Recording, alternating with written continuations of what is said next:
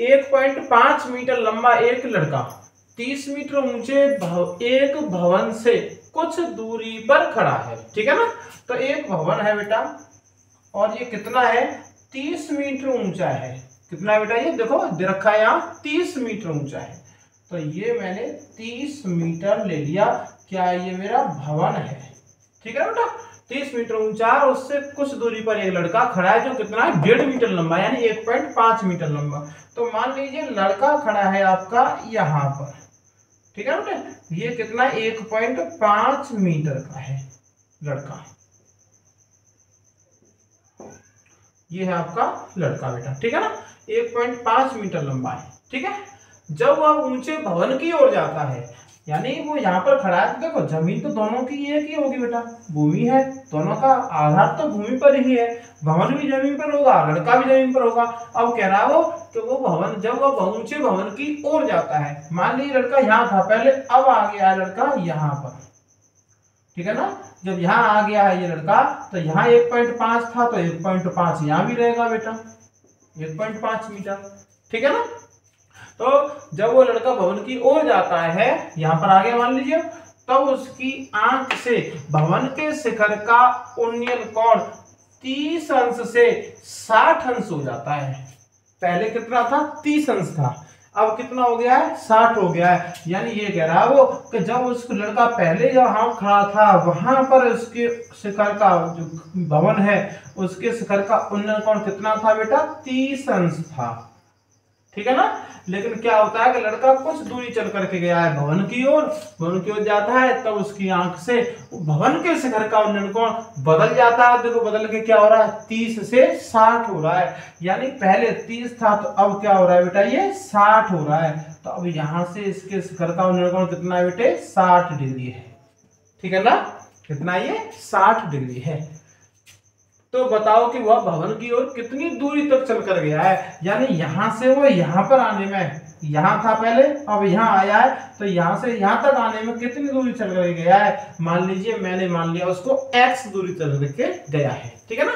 तो नीचे x है बेटा, तो यहाँ भी x होगा। यहाँ अगर नीचे y मानूंगा इसको, y जो शेष रह गया है, तो उसको ये भी y हो जाएगा, ठीक है ना।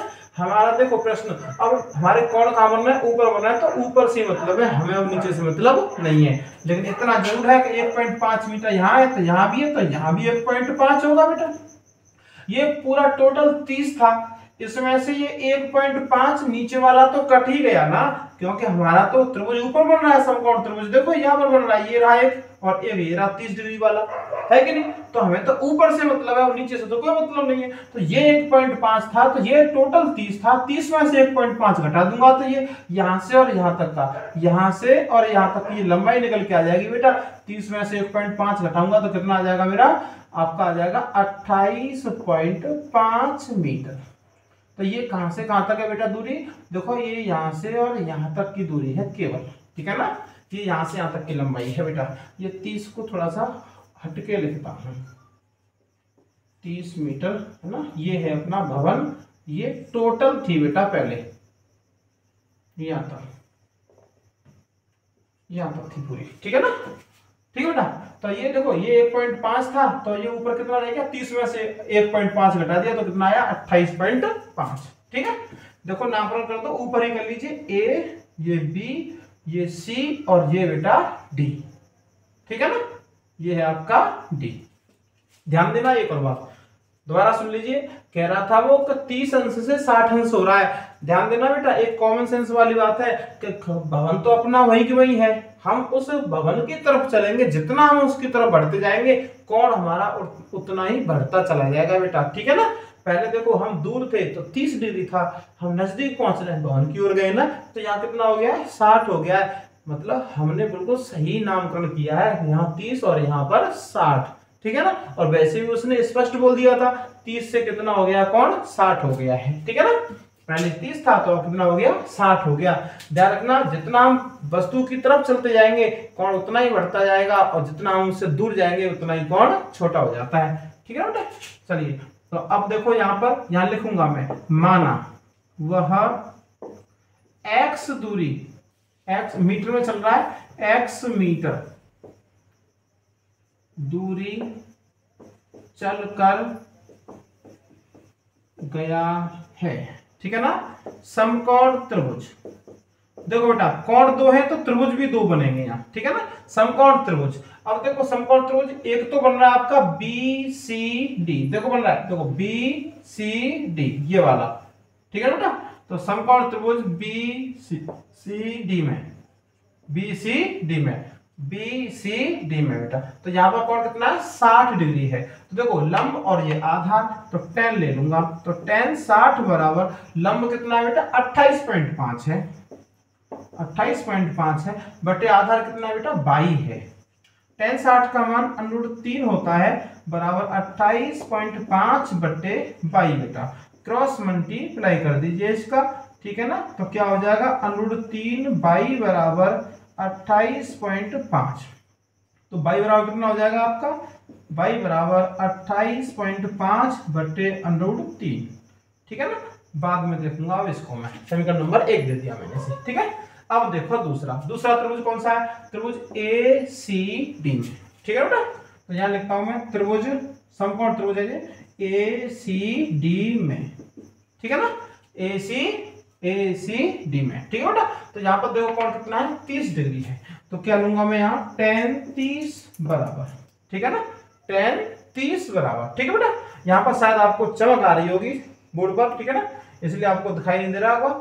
तो मैं इसे फिर थोड़ा सा इधर में एडजस्ट कर देता हूँ, ठीक है ना। यहां पर लिखता हूं